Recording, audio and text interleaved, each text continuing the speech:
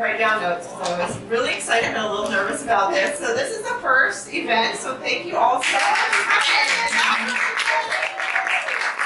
I'm really excited that you're all here, and thank you for showing up for me and showing up for Kristen and showing up for each other in this kind of new format that we're trying here. So, my name's Morgan, for those of you who don't know me. I live in Mount Vernon. I have 2 young girls, ages 3 and 5, and I'm going to tell you a little bit about why I'm doing this and what it means to me in a second. First announcements, we are going to try to do these, I'm hoping monthly, if that feels right for folks. And our next speaker, can I? Sure. Is going to be Elizabeth. I hope you be inspired to figure out what you're talking about. So, we'll be meeting back here August 29th, I think, unless people are like, this time doesn't work at all for us. But Elizabeth is a life coach and has been working with executives to help them rediscover and reground into the wild spirit, and so that they can create a more sustainable life and give back to their work in a way that allows them to kind of carry it forward more. Did I say that? Perfect. Yeah. Her coaching, you're hired. Her coaching business is called? Well, today it's called the Executive Reboot. Reboot, as in I take them out to the wilderness so they can find their wild self in the wild. Yes, it's really cool stuff. So I'm really excited to hear from her. And then the other thing I just wanted to mention, I am currently working on kind of what I'm calling discovery calls. I want to talk to people to understand a little bit more about what you're experiencing in the world, how you're feeling, and what you're desiring, like what's kind of in the core of where you are, and to see if there's anything more that I can do to serve. So this Uplift idea is one way that I've thought of serving the community, but I've also thought of other ways, like podcasts and masterminds and different programs. So part of what I'm doing is just trying to talk to people and get to know you and understand a little bit more about what you're experiencing in your life and see if there's any way that I can support you. Well, I have young children and a full-time job and other things. I don't know, it's just a calling, I can't help myself. So I want to tell you a little bit about how this concept came to me. So has anyone ever heard the expression, what you dwell upon, you become? Mm-hmm. Or another way of saying it, neurons that fire together, wired together. Yeah. So I think about that a lot in my life. And what I dwell upon, I become. Who do I want to be? Who do I want to become? And am I thinking what I'm dwelling upon, is that actually in alignment with who I want to be? So when I open up the news, when I look on Facebook, when I just step outside, those stories that I see, they can be pretty scary. And they can feel angry, and they can feel like they're expressing things, injustice in the world, and the pain and the hurt. And mostly it's all about fear.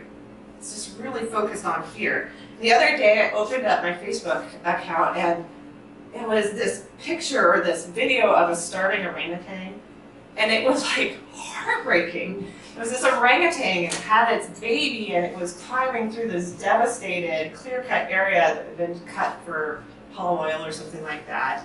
And I could just feel that fear just boiling up inside of me, and that pain of that injustice. And what I found in my thoughts is like, I was starting to worry about that orangutan and its mother, and I'm a mother, and what's going on here? And then all of a sudden I was thinking about the orca whales, and I saw this picture of this orca whale that was emaciated, and I was ping-ponging all the way down the line. And these stories, these are realities. These are things that we have in our life. There's another school shooting. There's another family separated. There's another social injustice happening in the world.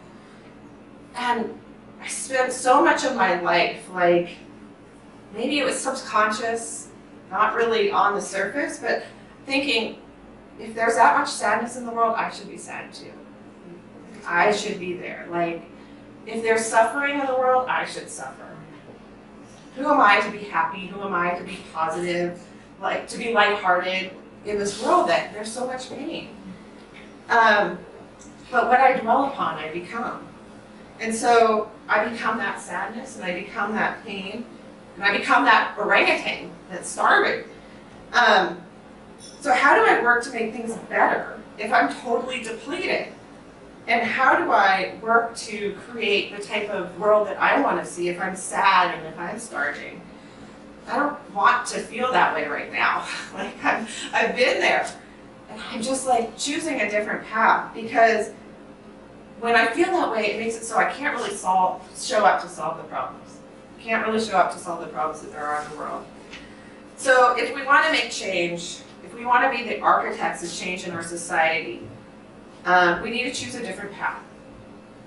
We need a path that moves us in a direction that feels like it's obtainable. I can't be sadness all the time. I accept that it's there. But when I'm sad all the time, I can't shine that light, and I can't find that joy. And ultimately, to me, joy is the antidote to the fear.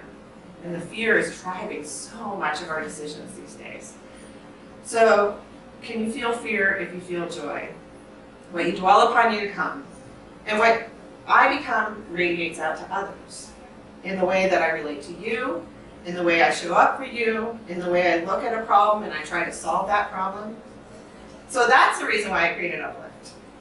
When I was a kid, I used to absolutely love Chicken Soup for the Soul. Like, I would devour these books. And I was not a good reader, so it was saying something. Those stories really spoke to me. I really found so much comfort in them.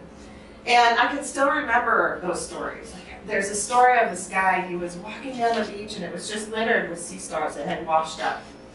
He's walking down, bending over, picking them up, looking down and throwing them back. Walking down, there's hundreds and hundreds of sea stars. And I remember the story goes, the person came along and said, why are you picking up those sea stars? And the guy bent down, picked it up, looked at it, threw it back in, and said, well, I helped that one. I think I was like 6 years old when I heard that story. And it's still something that I use to motivate myself. Well, I helped that one, so I should keep on going. So stories have that power. They have that power to shape our perspective in life, and they can inspire that real personal change. It leads to change in our families, and then our communities, and then, of course, the world. Stories are sticky. They stick with us, like that story of the starfish. Any of you familiar with Brene Brown? Yeah. Oh my God, she's amazing. She's amazing. She talks about the power of vulnerability and of empathy and authenticity in ourselves. And she observes that stories encourage this deeper connection. They are really the glue that binds our empathy. So they inspire us to be better, and they inspire us to learn in new and different ways. They give us a sense of hope.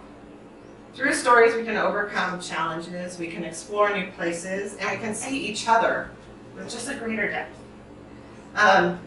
So I really desire, I have this deep desire to find that connection in my community and build this circle of just positive, fabulous people around me to support each other. Because what I dwell upon, I become. And if I dwell upon and with positive people and positive stories and ideas and concepts, I become so much more than just the fear and that pain. I don't have resources to invite everybody over for dinner.